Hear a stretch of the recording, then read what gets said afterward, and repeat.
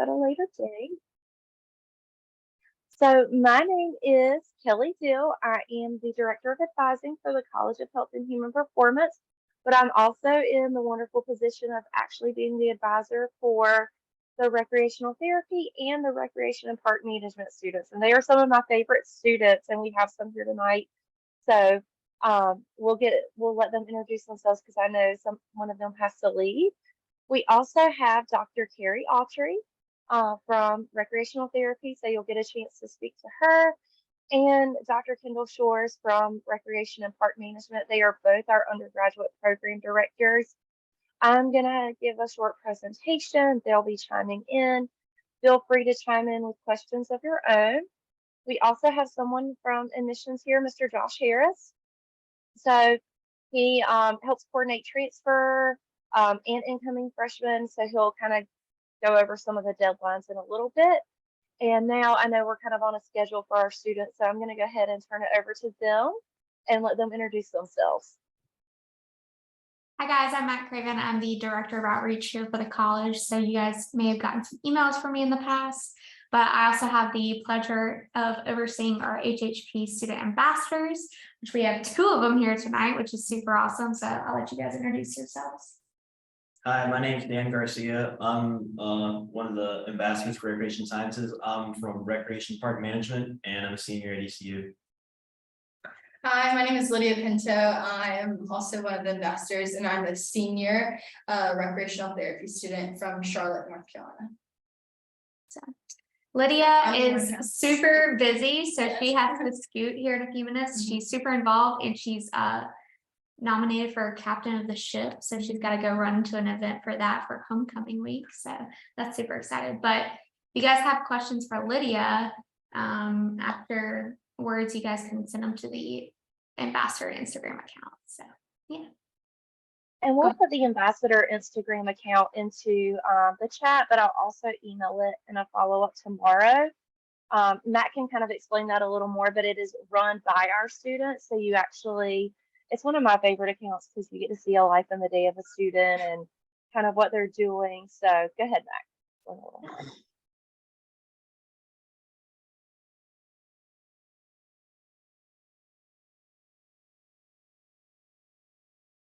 do you want to tell us about what you're involved in before you? And for rec therapy? Yeah. Okay, so I'm involved in the Recreational Therapy Student Society at ECU. So if you're looking to be an RT student, we have a society where we do different events, get involved. There's even this summer, there's a study abroad program. And so there's a bunch of different things that you can get involved in with rec therapy. And so I'm just a member in that. I got to go to Blaze Sports and get a certificate this summer in Atlanta for the rec therapy department, which was really cool, really fun. Are you doing the study abroad this summer, Lydia? I'm actually doing my internship this summer. So the place that I'm looking at, they said that they would talk about it and see if it's possible for me to go. Awesome. All right, so we are going to go ahead and get started. I am going to share my screen. Forgive me, I am not used to Zoom. I've used other web platforms. But the first major we are going to talk about is the BS in Recreation and Park Management. So before we get started, I'll let Dr. Shores just kind of briefly introduce herself, what her role is, and how she got into the rec and park management field. Hey there, thanks for joining us tonight. As Kelly said, I am the director for the undergraduate program in Recreation and Park Management. And what that means is that if you are at East Carolina University and you're interested in and you want to take our classes as a major or minor in Recreation and Park Management, that I'm the person that will answer some of your questions, kind of help you get your feet in the major. You'll have other faculty that are mentors as well. But if you have any basic questions or after you've got your schedule and you just kind of want to talk things over, or you want some career advice, I'm your point of contact within the department.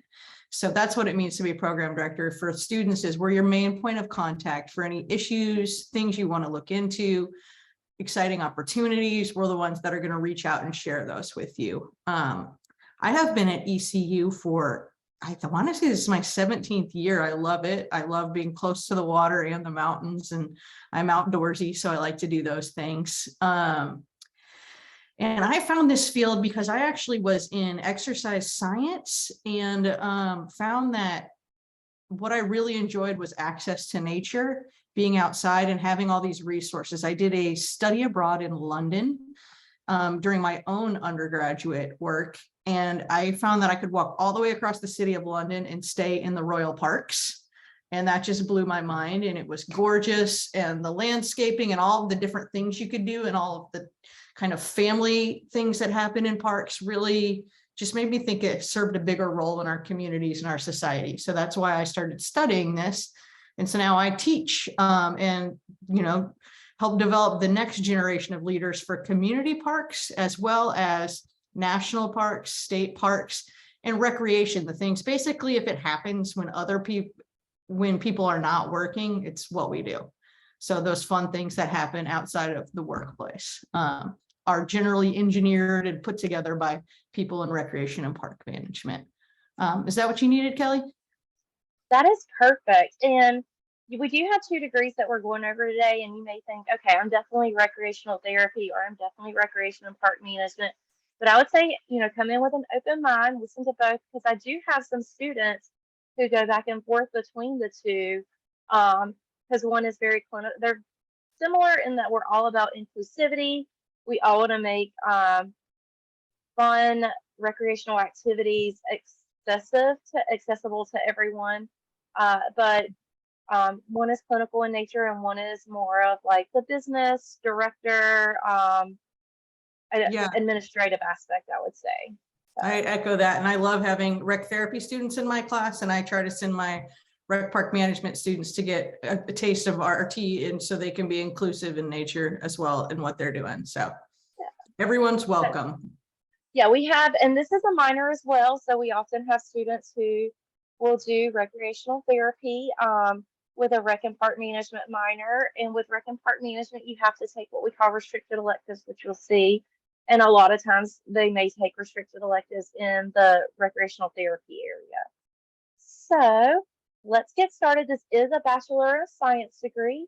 Technically, it's Bachelor of Science in Recreation and Park Management. And what do our RPN students learn to do? So, and we'll go over a list of classes in a minute, but really you're learning how to manage employees. One of the favorite classes is Recreation and Event Programming, where you learn to plan and promote activities from idea inception all the way to planning, to executing, to assessing afterwards. Creating budgets, managing risks, conducting special events, which is a big one. So, we like to say we cover the alphabet from aquatics to zoo. So we have students who are working all over, from camps to cruise ships to parks and rec departments, outdoor recreation and state parks, military recreation, senior centers. So there's a lot of different things that you can do with this degree, which is something that I like. It's very versatile. Dr. Shores, anything to add? No, I would say, I don't know. I think it's on there, but faith-based recreation is one of the fastest growing areas of our field as well. So sometimes if you've been to youth summer camps or some of those large programs you see with churches in your area, those often now are employing recreation and park professionals too. And also with sports camps as well. I have a lot of students who do sports studies and actually come over to recreation and park management because sports studies can be a little more science-based. But if you're interested in, athletes come and they want to put on camps for youth in their hometown, somebody has to direct and somebody has to coordinate, somebody has to market and promote, and that's where our students come in. And working with athletes, also facilities management is a big part of what we do as well. So CNNCareerBuilder.com said recreation management is one of the 10 unusual majors you can get a job in doing something you love. And so Dan can talk a little bit about some of his internships that he's done. and how much fun he's had, and traveling all over the world, getting to meet people. At its core, it really is a helping degree, and you're helping people. So, Dan, do you want to talk a little bit about some of the things you've done? Yeah, sure. So once again, I'm Dan and I'm a senior. And so this past summer, it wasn't my internship to graduate, but I did an internship this past summer at the Great Smoky Mountains National Park. I was an education park ranger out on the Tennessee side of the park. So what I did over there was we did programs in the beginning with local schools in the area. And then once the summer hit and school ended, we transitioned to doing education programs with some of the local like summer camps and Boys and Girls Club. And what we would do essentially is we would go visit them at their school or at their campsite, and we'd give them a taste of what they're going to experience when they come to the Smokies. So we'd like give them a pop-up program. And then when they came to the Smokies, we would like take them into the stream. We'd go and see wildlife with them and take them on a guided hike. Those are just a few of the things over the summer that I did. A lot of program planning and debriefing. It was a lot of fun. And next summer, I will be at the Grand Canyon being a park ranger out there. So I'm looking very forward to that, as I've never been to the Southwest region. And just another thing on my side, I really love hiking. So this past weekend, I was out at the Blue Ridge Parkway hiking out there as well. And in about 5 weeks, I'm going halfway across the world to Qatar for the World Cup. So He's getting all the experiences. yeah. It's awesome. That is amazing. I was in South Africa a couple of years right before. I'm getting on a tangent. Let me not. We'll talk later, Dan. So careers in recreation and park management, we kind of divided up into different areas because, like I said, this is very versatile in what you can do with careers. So we have some students who go into commercial recreation and tourism. We have a big focus in our department on sustainable tourism.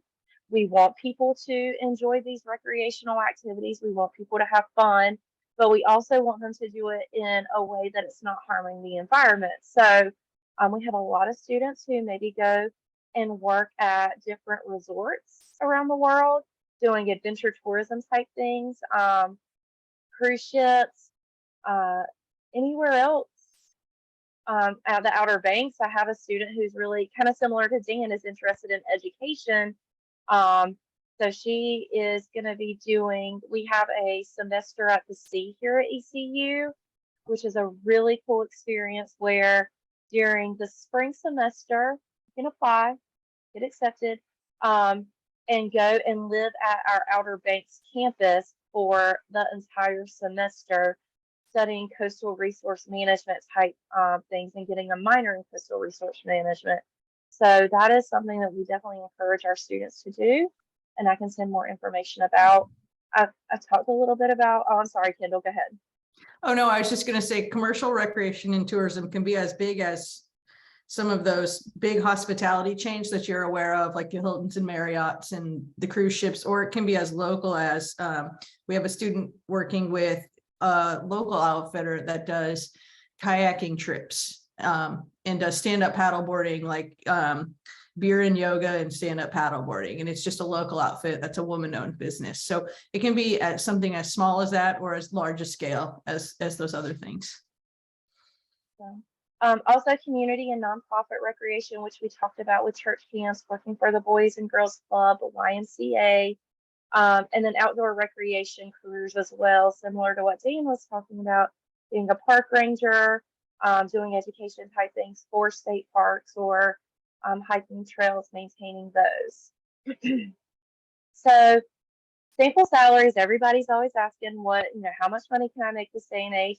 And because it's such a versatile career, we have versatile salaries. So obviously you can work your way up. I'm going to talk a little bit about getting a master's degree and how that can help improve your salary in a little bit as well. We do offer different certifications that you can take in addition to your degree. That's for both recreation and park management and recreational therapy. Our students can join, I'm going to mess it up, Dr. Shores, the National Recreation and Park Association. Yes. And we have a statewide one, the North Carolina Recreation and Park Association. We encourage you to do both, but the state one is free for students because we're an affiliated program. So. And what are some different certifications that students can get with this degree as well? If you're interested in working with youth athletics, community centers, municipal parks and recreation, the types of things that are maybe in the hometown that you grew up with, you would want to pursue what's called a CPRP, or Certified Park and Recreation Professional. That is a national exam that you can take at the end of your coursework, since we are an accredited university. And we are accredited in this. It is optional, it is not required, but increasingly it is desirable and can set you apart from other candidates. And that is just a one-time fee. You take it, and we have a good pass rate because we cover that material extensively in classes. There's a certified youth recreation leader that you can do. There's playground safety. There's if you're working in the outdoors, you will get CPR first aid, and you can consider wilderness certifications. So a lot of them are optional depending on what field you're going into, but probably the most common one is that Certified Park and Recreation Professional, and that's for more community and county level recreation and park providers. But in our case, it is not required. Yes, thank you. We also have, if you're interested in working with adults or children who have special needs or disabilities, whether it's physical or cognitive, on the rec therapy side, there's also an adaptive sports recreation certification. And that's actually a class you take. Lydia briefly mentioned it, but it's a class that she took over the summer. And through that class, she was able to get the certification. And I think they went to Atlanta as well to kind of help with that. So we do a lot of hands-on activities with our students. It's very experiential learning based. In all of our classes, this is just some sample courses that we have. I mentioned everything from natural resource management to facilities management, youth development, organizations and services. One of our popular classes, and this would count as your restricted elective, is the Great Smoky Mountains Outdoor Field Experience. This is, Dan, have you done that course? I was not a part of that course actually, but I wish I would have had the chance to gone and do that. Seemed like a lot of fun. It's super fun. Yeah. It's cool. It's a spring only course, and essentially you're learning about outdoor recreation. And I think it's in April or May, you actually go camping in the Great Smoky Mountains for a week with your class and your instructor. If I'm not mistaken, they meet up with other colleges as well. Yeah, Texas A&M, Penn State, NC State, but 2 or 3 others, and then you're camping, but you have a bed. And you have bathrooms. It's like lodge style at an educational center in the Smokies. And I will say, Kelly, we're starting a fall only for the first time ever next fall. I should probably get up with you about this in general. Field course to Shenandoah National Park as well. Oh, fun. I had something about possibly Alaska. I knew we were doing a domestic study abroad, possibly to Alaska. Yes, that's Shenandoah. Shenandoah is a little easier and lower cost for students. So we want to make sure everybody can make it, and then we'll go from there. And if you get financial aid, this can be applied for your classes. It's part of your tuition and fees. So, yes. So like I mentioned, we have experiential learning. So a big part of that, we do encourage students to do research with their instructors. You can do research as an undergraduate major, but the very last semester, you take a 12 credit hour course that's called your internship, your Rec and Park Management internship. So it's 480 hours. It's the only class you take that semester because it's like a full-time job, 40 hours a week for 12 weeks. You take a pre-internship course to help assist you. And another thing I forgot to mention about both of our programs is that we are smaller programs. So when you declare into the major, and something that's unique is you get a faculty mentor. So you have me as your advisor to help you stay on track to graduate, but then you also have a faculty mentor who's there to help you, get internships, help talk about different careers, and lead you kind of in that direction. And that's something that's very unique. You don't always get a faculty mentor as an undergraduate student at a university. So some different placements that we've had. Dan mentioned he's going to go to the Grand Canyon. Your internship can be anywhere in the United States or international as well. I know we've in the past few years had somebody intern in Alaska. We've had some people intern in Colorado. Where are some other sports teams, like professional sports teams as well? I think we had somebody intern with NASCAR at one point as well. Yeah, we've done NASCAR. We've done the Charlotte Hornets and the Carolina Hurricanes with community engagement, Durham Bulls baseball team. We almost always have someone with our local minor league team down in Kinston, North Carolina, about 40 minutes from campus. So we have the sport piece, but then there's, she'll give you, I'll let you get to the next slide. Yes. So other opportunities that we have, one is study abroad, and we haven't done study abroad since pre-COVID, but in the past we've done a sustainable tourism to Australia, New Zealand, Fiji. You usually typically get 3 to 9 credit hours applied to your major. So the cool thing about study abroad, so a lot of people think of study abroad and they think, okay, I'm going off to a country for a whole semester by myself. And that's a little intimidating. But what we have is faculty-led summer study abroad. So you go with a group of students from ECU and an instructor, typically about 2 to 3 weeks. You go to multiple countries. And like I said, you actually get credit for classes.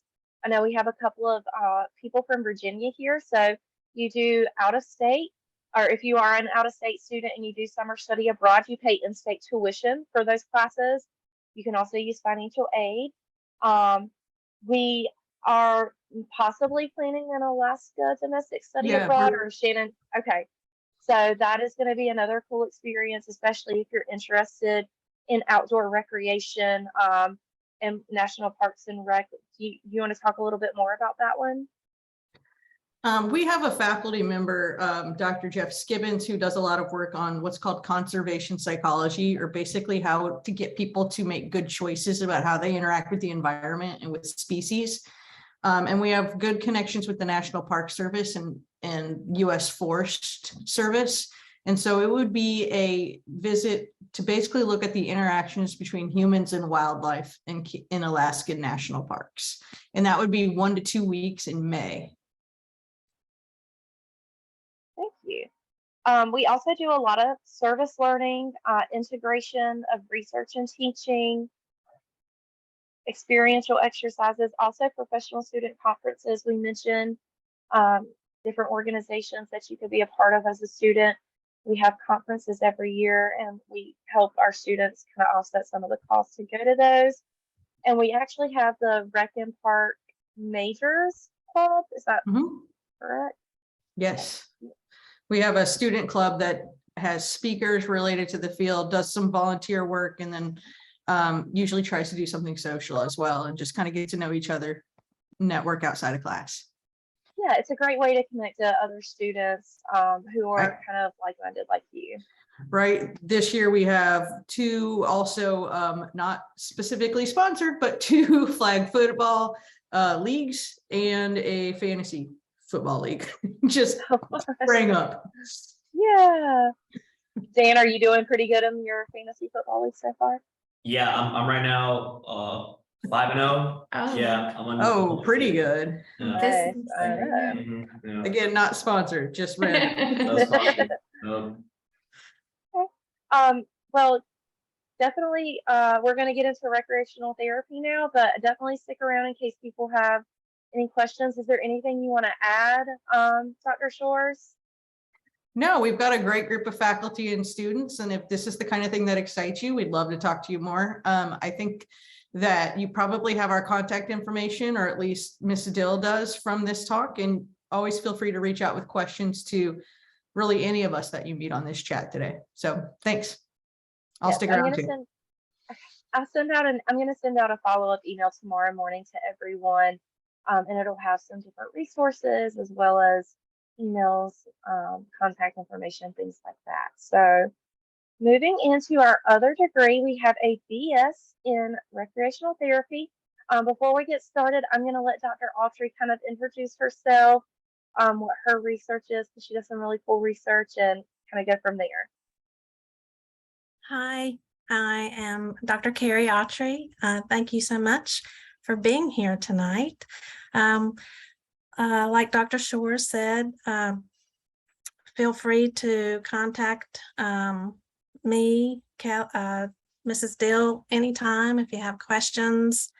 If I can't answer them, I will send you to the right person and to the other faculty and in our department who might have the answers in areas that you're interested in. So my area, so I started in recreational therapy by volunteering. I volunteered with children in a pediatric unit in the hospital. And I did that for 2 years. And it changed my life. And I went into recreational therapy. I had already had a degree. So I changed my life. Recreational therapy changed my life by being with the children in the pediatric unit, because what I saw was play and recreation bring smiles to their face, and also let the families and the mothers and fathers and their siblings see that too, because they were sick. They were really sick in the hospital. So to be able to play and smile and be a child in the hospital, really saw how important that was. So my belief is that recreation and leisure is an inherent right for everyone. And that includes people with disabilities. And so another area that I got into was what I would say is adventure. So adventure therapy. I have been whitewater rafting down the San Juan River with people with physical disabilities and cognitive disabilities. And everybody's on the same playing field out there in the wilderness. It's very therapeutic. But Mrs. Dill, I think, is referring to what I do now, which I do couch it under adventure, but I do therapeutic sailing. So right now we work with people with physical disabilities, and I have a virtual reality sailing simulator. It's not an Oculus, but it is a simulator, and Kara, you've seen it.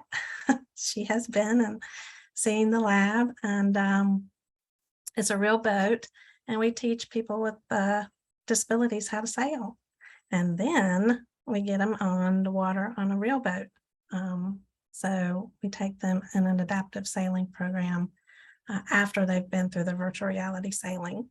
So that's some of our background, but we have lots of other faculty that do really cool things with adaptive sports and working with people in mental health and people with developmental disabilities. And we have faculty that have worked with animal-assisted therapy. So it's kind of, I want to say limitless and what you might be interested in. ECU has a really great program, and it is one of the reasons why I moved here to be a part of this program. Thank Okay, I'll you. stop. No, you're fine. Keep going. And I'm glad you mentioned like your volunteer experience, because if you talk to, we have a lot of students who got into this field because they do have maybe developmental disabilities or physical disabilities.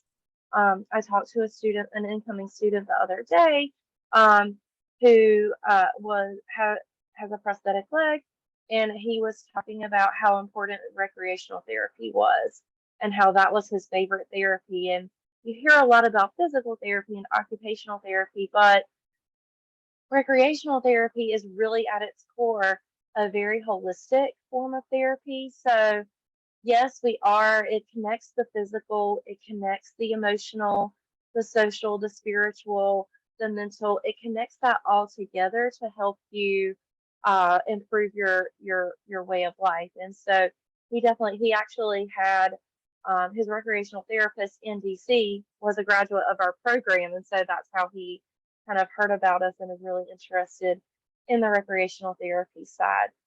So recreational therapy, it is a clinical profession. It is a healthcare profession. It utilizes recreation and other activities to enhance all those skills and abilities that we talk about. So, whereas recreation and park management, it's very broad in different careers you can get. This degree specifically prepares you to become a licensed recreational therapist. So it is a licensure degree. You do have to take an exam upon graduation to get that licensure, which we'll talk about in a little bit. They work as members of a treatment team, and you are a recreational therapist. That is your career, that is your job. But as you'll see, there's a lot of different areas that you can work in. So, like Dr. Autry said, it is limitless. So you learn how to work with physicians, um, nurses, psychologists, and you're providing individuals interventions, and that could be in an individual or a group setting. So we use a lot of different modalities as a form of therapy. So it could be animal assisted therapy. One thing that we have here, specifically in Greenville, is Rocking Horse Ranch. We have a lot of students that volunteer there, and that is equine therapy. So people riding horses, learning to be independent. We have also worked with wounded warriors, so military recreation therapy as well, using sports as a form of therapy, hiking, whatever it may be, whatever you can think of that's fun, that could be a form of therapy. Um, Anything else to add, Dr. Autry, before I move on? I just think, not really a growing field. I mean, it's always been there, but working with older adults. Oh, think- yes. If you want to work with children to adults to older adults, that's definitely an option. And different interventions, reminiscence, animal assisted, adaptive sports. There's so many different things that you can work with the different populations. Sensory. And these pictures are actually from our students who have gone through the program and actually participated. So again, you're getting hands-on experiential learning. I think last year we had a Design for Disability initiative. So we actually had the creator of the beeping kickball come, and our students got to play kickball blindfolded, because that's specifically what she got it for. So everybody could participate in the sport, and that was a really fun activity that our students got to do and participate in. I love the pictures are from a class that I taught. So. Yeah. Can you explain what y'all were doing? So this was a wheelchair rugby day. So we have students lead and learn how to play wheelchair rugby, but understand the benefits and therapeutic outcomes from doing that. So they gave different diagnoses to the participating classmates and had a good time while learning. Yeah. We have a really nice facility to be able to do that too. And we have lots of resources. We have 10, actually 11 sport wheelchairs. It's amazing how much the resources are in our department and our program. I feel very fortunate. Not all programs have that. So some different careers in recreational therapy. So I mentioned you're a licensed recreational therapist. So this is just kind of a list of some where our students have gone career-wise. You can go into physical rehabilitation. We have a lot of students who go into behavioral health, and here in Greenville, our hospital is ECU Health is actually getting ready to build a brand new behavioral health center. So we're looking forward to possibly, hopefully, partnering with them with that. Nursing facilities, assisted living facilities, adult day programs. We have students who actually work in parks and recreation, pediatric hospitals, like Dr. Autry mentioned, school systems, VA clinics, and hospitals. And this is kind of employment by setting. So again, a lot of our students go into the hospitals or skilled nursing facilities, but then we also have a lot in the community and outpatient. Employment by population, you see a lot of our students work with aging adults in the geriatric field or in behavioral health, but also physical rehabilitation and developmental disabilities. So recreational therapy was rated number 10 in college majors that lead to satisfying careers. So again, salary is important, and Dr. Autry can attest to how accurate this is, but the median average wage, and this is from the labor Bureau of Labor Statistics, it's around $4,000 to $7,940. But it is a growing field, so it is expected to grow 10% within the next 10 years, and that's about as fast as all other average for all occupations. And again, the average salary just depends on where you are and how cost of living is adjusted. So we tell students not to pay too much attention to it, because when I can attest to this, when you love your job, it doesn't really matter, what the salary may be. So this is a competitive major. So with recreation and park management, it's not competitive. You just have to meet certain GPA and general education requirements, and we declare you. With recreational therapy, there is an application process. So students will typically apply to the program during their sophomore year. To be eligible, you do have to have a 2.50 GPA or higher, and either be completing or have completed your gen ed Englishes, a math, which we recommend statistics for our math, anatomy and physiology, the Intro to Rec Therapy Foundations class, and the Leisure and Society class. And the 2 RCTX and RCSE courses, you do have to have a C or higher and maintain a 2.5 GPA for graduation. We also, not required right now, but strongly recommended and encouraged that you have 25 documented hours of direct experience. We call these our career exploration, shadowing, volunteer hours. It does not have to be under a licensed recreational therapist. It's great if it is, but really we just want you to have experience working with individuals with disabilities or some type of vulnerable population in recreation-based activities. So, and that is really, again, encouraged to be submitted when you apply to the program. And I don't think high school hours can count. Am I correct, Dr. Autry?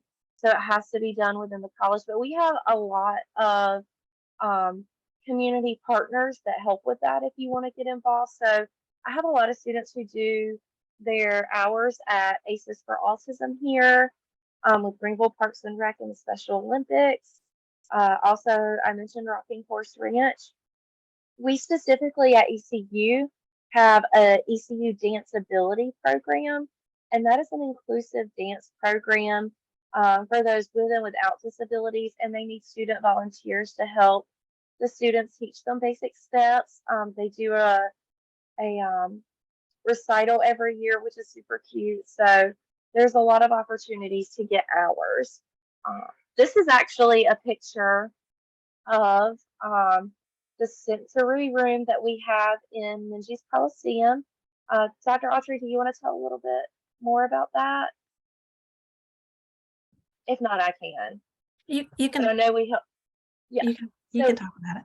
Oh, okay, so we actually partnered with other areas across campus, special education, physical education, and created a sensory room in Minji. So for when people who maybe have autism or sensory overload are at a basketball game or a volleyball game, it can get really loud. It can get really overwhelming for some people. And so this is just a way for them to go to a quiet area. It's very calming. There's different lights, there's different activities that they can do and just kind of take a break and relax. So we often need volunteers to help stage that as well. So, like I said, sophomore year, you'll apply to the program. You'll submit an application. Part of the application is a resume and cover letter. We're actually reviewing applications right now, and complete a 10-question interview that you submit. So we do accept in the fall, spring, and summer. And like I said, it is a competitive program, but we do work with you, and we have a pretty high acceptance rate because our students are really passionate. So some of the courses, so once you are accepted into the program, you start taking upper level RT courses, and each semester they build off of the last, and you get more involved, you get more hands-on experience to move into your internship. So this is just a list of classes that you have to take.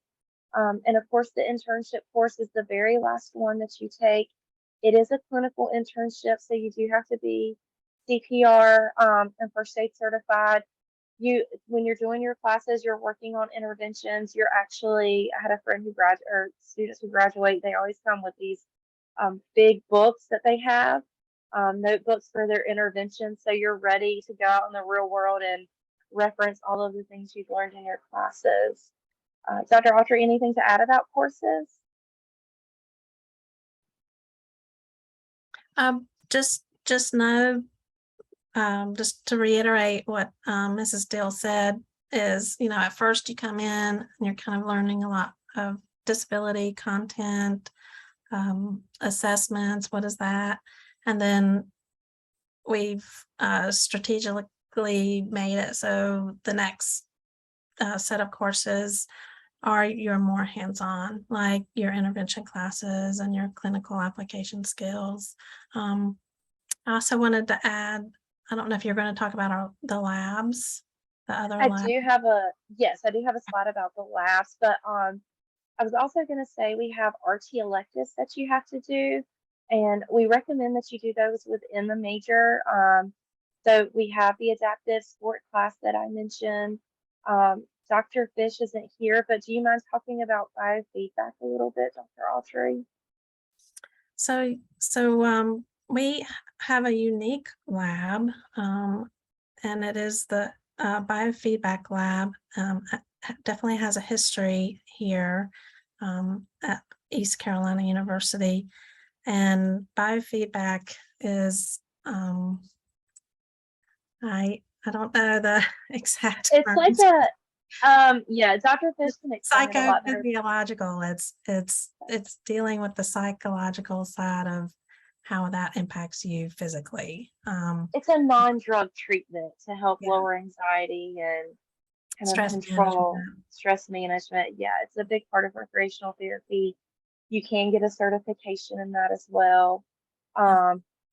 So these are some of the labs that we have for student experiences, like with rec and park management. We want you to be involved. We want you to get acquainted with your faculty. You also get a faculty mentor with recreational therapy.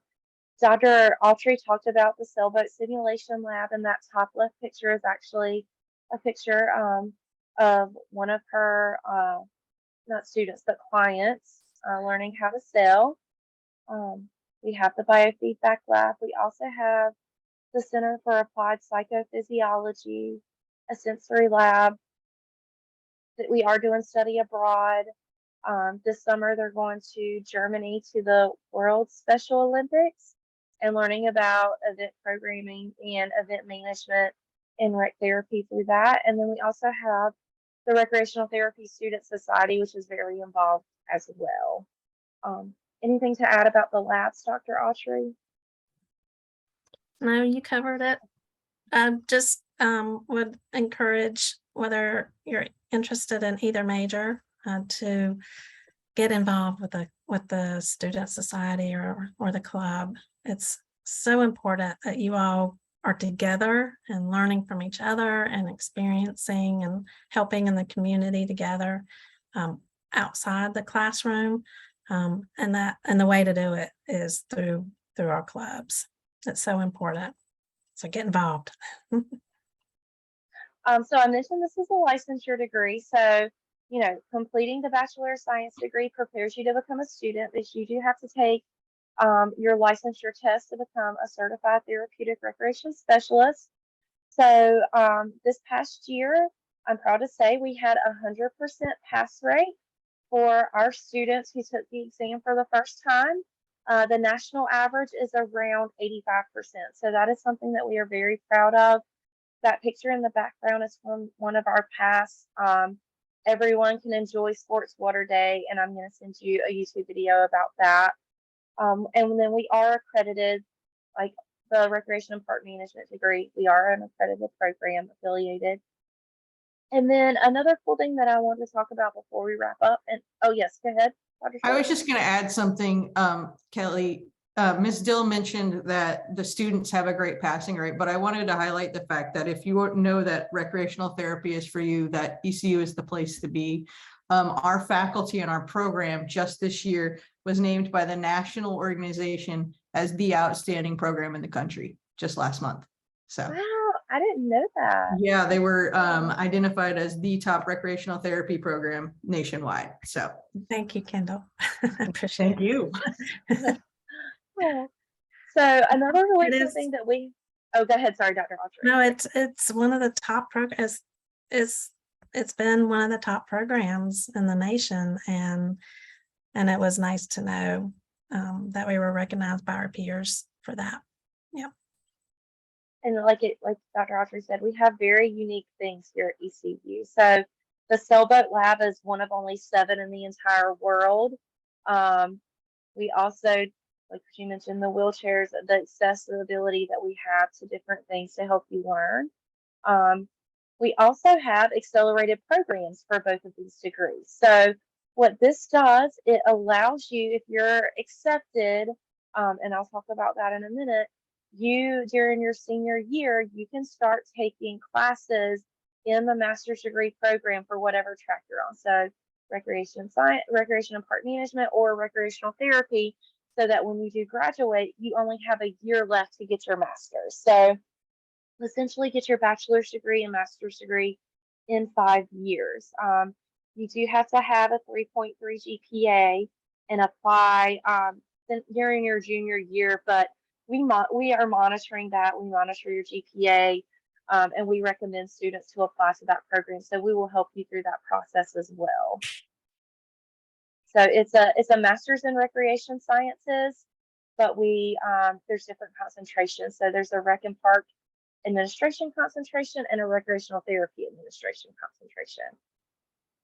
Really quick on this picture, I just want to point out, so this guy right here in the background in the blue hat, he is a recreational therapy alum, but he works for Greenville Parks and Rec. So that kind of just shows you how they the degrees and fields intertwine.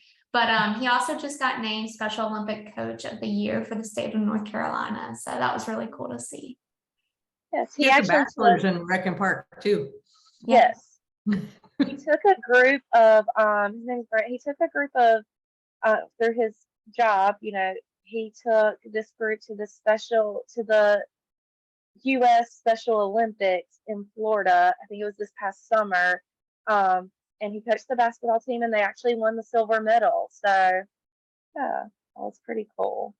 So now that is the end of our presentation. We wanted to open it up to you guys for questions.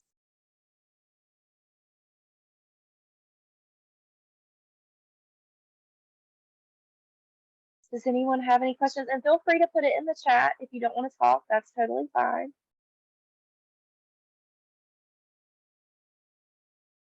Dan, why did you choose to come to ECU while people were kind of thinking of their questions? You asked why did I choose to come to ECU?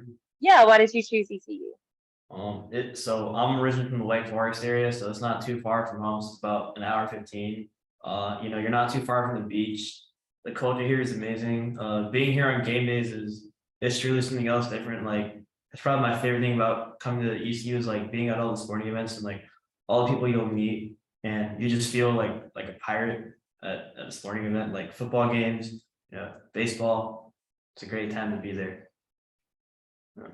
Dan is also an RA on campus. Yeah, I'm also an RA on campus as well. Yeah, And he's a tennis coach. yeah, that as well. Our students are very busy and very involved. So, somebody asked the question, I guess in early college, and I already have college credits. So you know how my credits. So this is something I can answer, happily.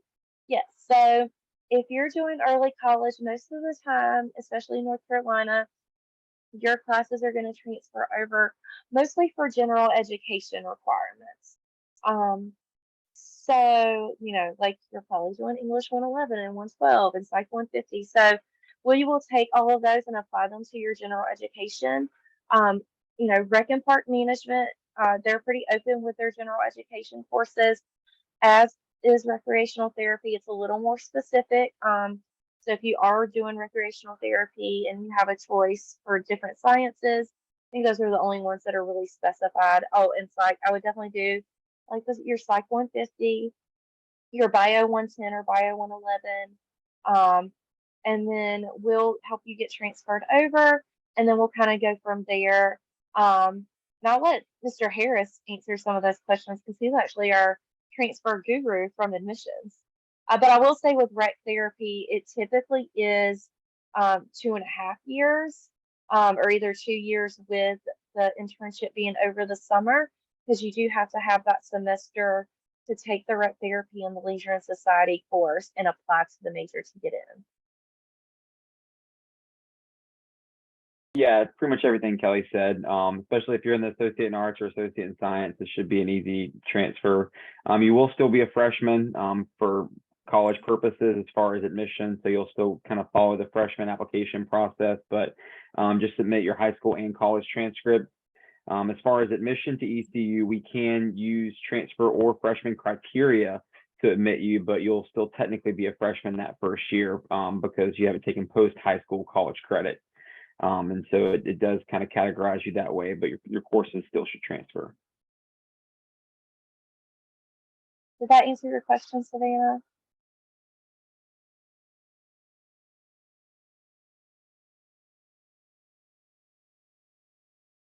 Okay. Does anyone else have any other questions?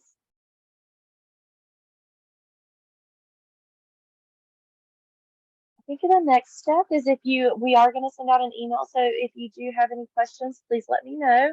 I'm going to open it up to Mr. Harris so he can advise you of some deadlines, especially if you're a senior in high school, and also talk a little bit about open house that's going to be coming up here on November 5th.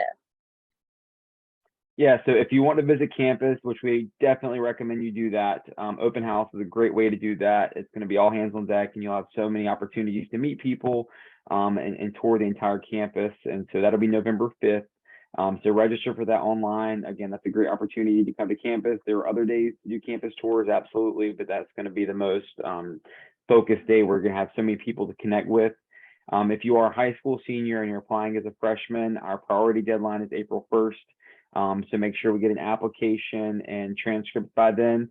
However, we recommend you apply earlier, especially if you want to apply for scholarships. December 15th would be our scholarship deadline. I know Honors College is November 1st.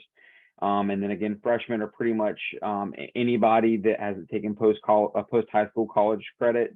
If you're a transfer student, December 1st is our spring deadline. April 24th is our summer deadline, and July 3rd is our fall deadline. And for transfer students, that means we need college transcripts. If you meet transfer requirements, we will not need a high school transcript. And then one thing to note for freshmen, if you haven't taken the ACT or SAT, or if you have taken and you didn't do very well, when you do the application, just don't check that you've taken it, because we are test optional, which means if you check that you have taken it, we are going to require that you submit those scores. So just note that if you didn't do very well, if you don't plan on taking it, just check you didn't take it, because once you tell us you did take it, we're going to require that you submit them. If you check that you didn't take it, we will not require you to submit them.